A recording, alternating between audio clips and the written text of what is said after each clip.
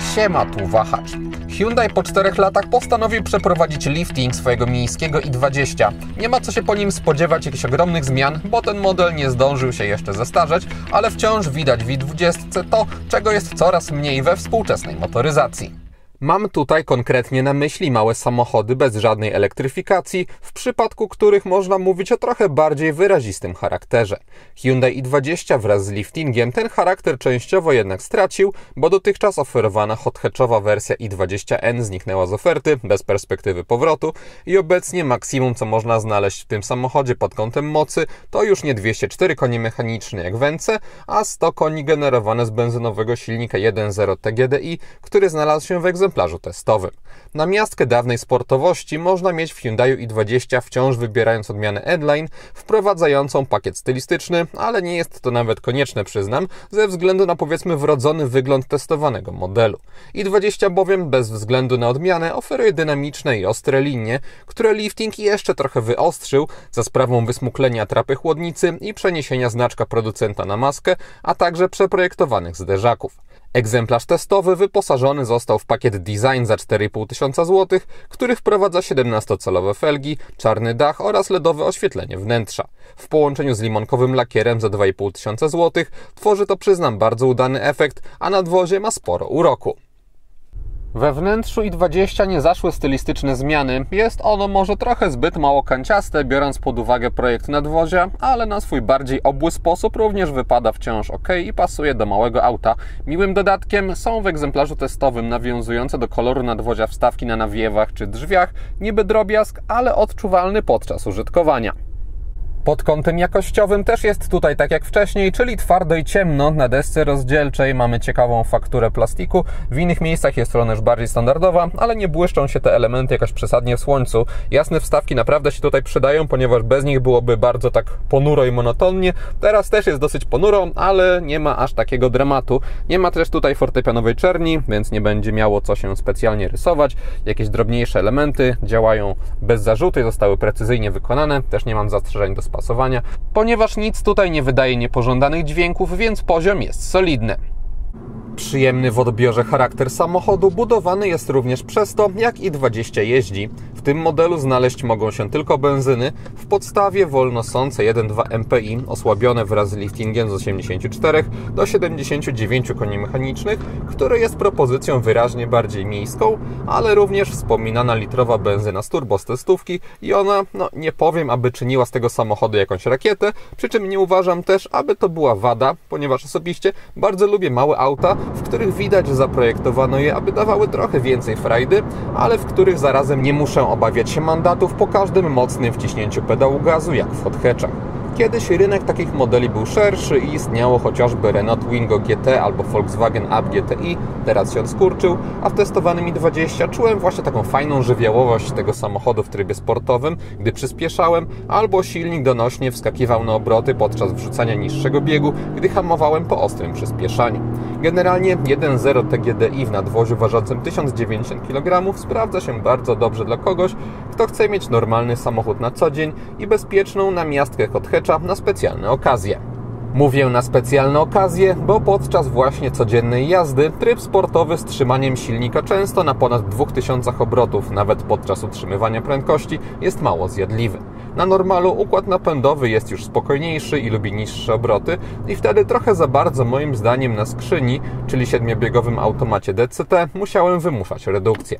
Nie aż tak, aby wpływało to na bezpieczeństwo, ale po prostu czułem takie lekkie przymulenie silnika, bo 3-cylindrowa benzyna wyraźnie lepiej czuje się od okolic 2000 obrotów, a poniżej tej wartości, na przykład przy 1600 obrotów, jest bardziej osowiała, pojawia się też mniej zdrowy dźwięk. Tego typu obroty są jednak właściwie jedynymi, gdzie czuje się jakoś bardziej 3-cylindrowość silnika podczas jazdy, bo kręcony wyżej jest nieźle wygładzony i nie zwraca się na niego uwagi. Na postoju i wolnych obrotach 1.0 TGDI ma czasami tendencję do wpadania w lekkie wibracje i wtedy też jego konstrukcja daje o sobie znać. Pod kątem dynamiki tak samochód przyspiesza od 0 do setki.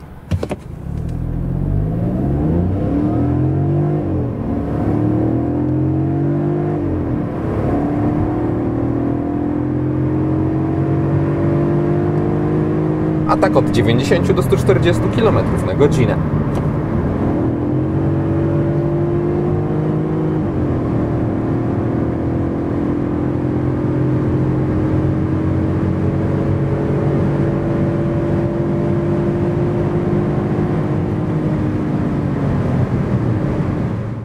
Wyniki w takich długich przyspieszaniach wypadają tu dosyć kiepsko, ale przyznam, że w punktowym już przyspieszaniu, gdy silnik jest na wyższych obrotach, samochód sprawia wrażenie żwawszego niż sugerują suche dane i mnie pozwalał on bez problemów podróżować.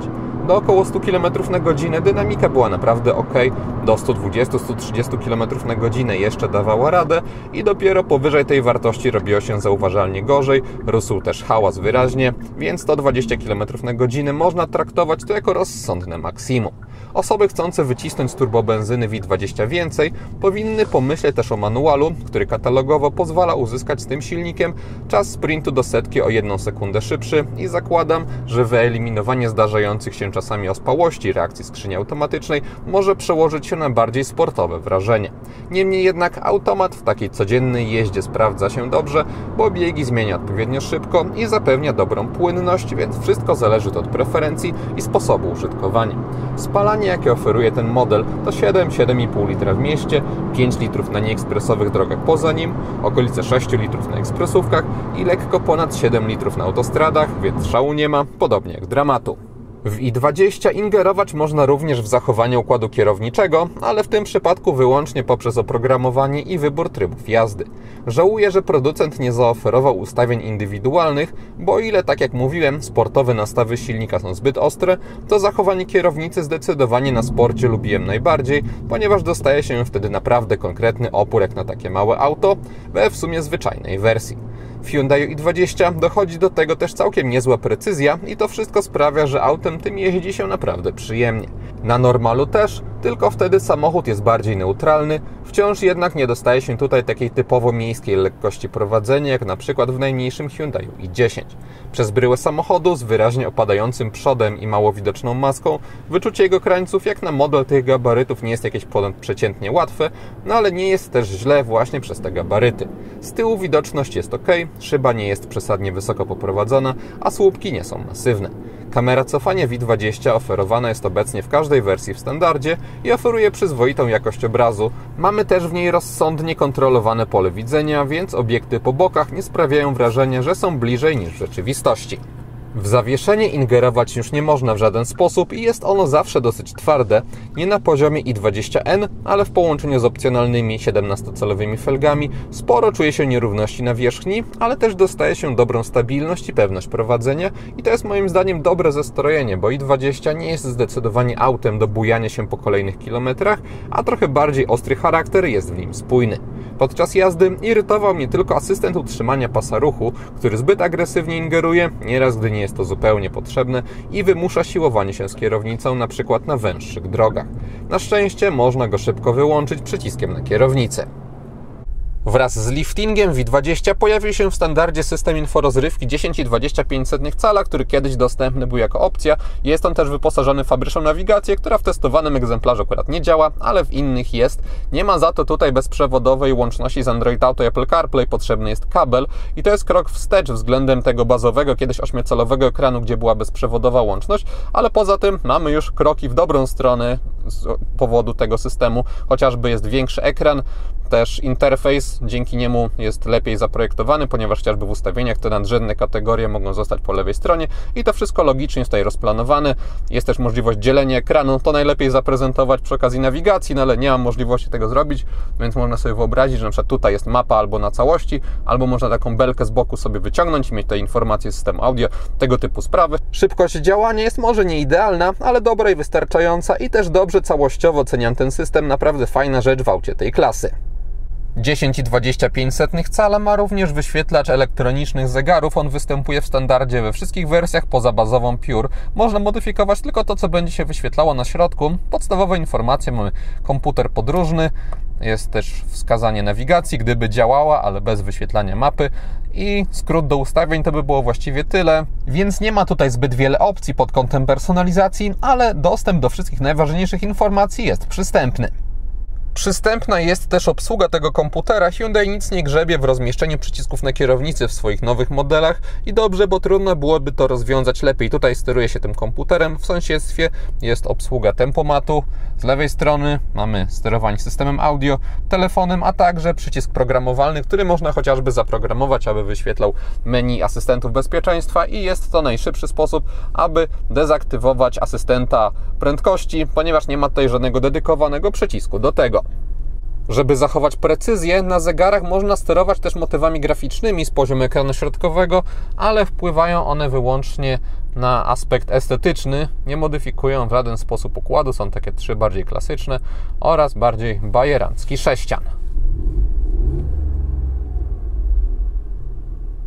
Od wersji Smart w i20 pojawia się w standardzie automatyczna jednostrefowa klimatyzacja. Wcześniej jest ona manualna. Oparta została o w pełni fizyczny panel klimatyzacji, wygodnie zaprojektowany. Poniżej mamy dodatkowy rząd przycisków, grzanie foteli, zmiana trybów jazdy.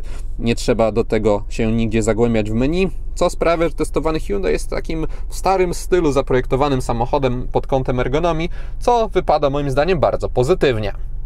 Od Smart na pokładzie pojawia się również indukcyjna ładowarka do telefonu. Wraz z liftingiem zmienił się standard portu USB do ładowania z A do C, ale do połączenia smartfona wciąż pozostał A.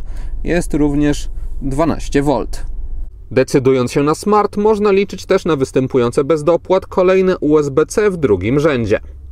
Pilot obsługujący system dostępu bezkluczykowego ma umiarkowane, rozsądne wymiary i masę, jest także dobrze wykonany. Przyjemne wrażenie robią te srebrne wstawki na przyciskach czy z boku, a dominujący tutaj chropowaty plastik jest wysokiej jakości. Za auto, które pokazałem ze wszystkimi dodatkami, zapłacić trzeba 115 800 zł, co jest dużą kwotą jak za miejski model mający 406 cm długości i 177 cm szerokości. Warto jednak pamiętać, że mamy tutaj do czynienia z pewnym ekstremum i pokazaniem najlepszego wcielenia i20 i myśląc o rozsądniejszej konfiguracji, można skierować wzrok na drugi od dołu Modern, który jest tańszy o 8500 zł, a jeszcze można zbić jego cenę, bo w tej odmianie występują też silnik 1.2 MPI oraz 1.0 TGDI z manualem, bo w Smart można mieć tylko automat obecny w egzemplarzu testowym. Obecnie Hyundai oferuje też rabaty w wysokości 9000 zł, a ja podaję ceny bez nich. Wracając do wersji Modern, dostaje się tam zauważalnie gorsze wyposażenie niż w testówce, to znaczy wciąż wystarczające do jazdy, zwłaszcza w mieście, ale brakuje chociażby czujnika deszczu, automatycznej klimatyzacji zamiast manualnej czy podłokietnika. Większość tych elementów można na szczęście uzupełnić pakietem Comfort za 2800 zł i wtedy dostaje się znacznie korzystniejszy w odbiorze i przyjemniejszy poziom wyposażenia jak na auto tego typu. Bazowego Pure bym tutaj nie polecał, chyba że ktoś traktuje i20 po prostu jako wół roboczy za jak najniższą cenę. Z kolei N-Line wprowadza dodatki stylistyczne, ale pod kątem wyposażenia funkcjonalnego stoi trochę tylko wyżej niż Modern, więc tutaj jest spora dowolność pod kątem wyboru priorytetów podczas konfigurowania samochodu. Gdyby ktoś celował w bardziej sportowe motywy, to znaczy N-Line z litrową benzyną i manualem, to można takie auto mieć też za 1245 zł netto miesięcznie w leasingu operacyjnym u partnera Wahacz TV firmy Carlis Polska. Rata taka jest możliwa przy 20% wpłacie własnej, 4-letnim okresie leasingu i wykupie końcowym 30%. Dodatkowo widzowie kanału po wpisaniu w uwagach do zamówienia na stronie kodu Wahacz Free mogą zgarnąć podstawienie wybranego auta za darmo pod wskazany adres. Link wraz z kodem do skopiowania jest w opisie filmu. Instrumenty pokładowe we wnętrzu i20 wciąż podświetlone są na typowy dla Hyundaiów błękitny kolor, który wypada ok, ponieważ nie jest taki sztampowy jak biel, a też dzięki temu, że jest odpowiednio jasny, to nie ma problemów z czytelnością. Można sobie za to ustawiać różne barwy dekoracyjnych elementów świetlnych, jest ich sporo na drzwiach, jak widzieliście, też podświetlony jest schowek na tunelu środkowym oraz przestrzeni na nogi, co jest gorzej widoczne. Barwy, które można sobie tutaj wybierać, są albo predefiniowane, albo mamy do dyspozycji całe koło kolorów, aby sobie to trochę skontrastować. Projekt świateł i20 wraz z liftingiem nie uległ zmianie, co oznacza, że z przodu mamy wciąż dosyć proste, ale mające całkiem ostry kształt segmenty do jazdy dziennej. Kierunkowskazy też są tutaj LEDowe. Taka sama technologia zastosowana została w kierunkowskazach w bocznych lusterkach. A z tyłu nie i szkoda, bo przy całkiem ładnych diodowych światłach pozycyjnych psuje to trochę efekt, jeśli chodzi o spójność. Wciąż jednak, jak na auto z tego segmentu, testowany Hyundai po zmroku wygląda moim zdaniem naprawdę dobrze. Szkoda, że LEDów zabrakło też na tablicę rejestracyjną.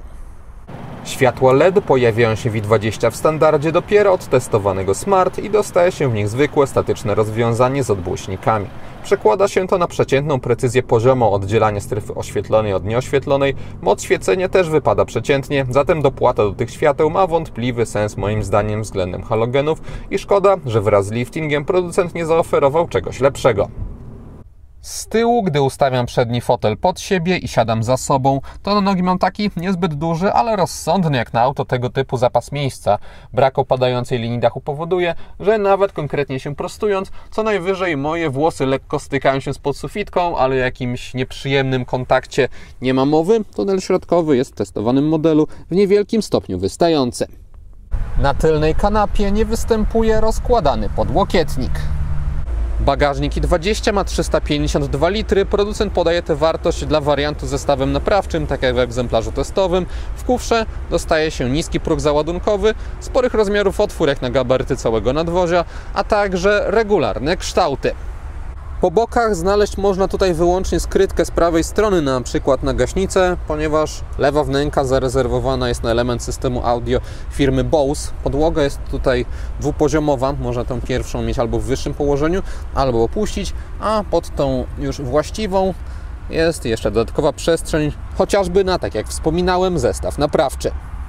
Przy półce bagażnika w wyższym położeniu, po złożeniu drugiego rzędu siedzeń, można liczyć na płaską podłogę z jedynie lekko unoszącymi się oparciami, a maksymalne zdolności ładunkowe samochodu to 1165 litrów.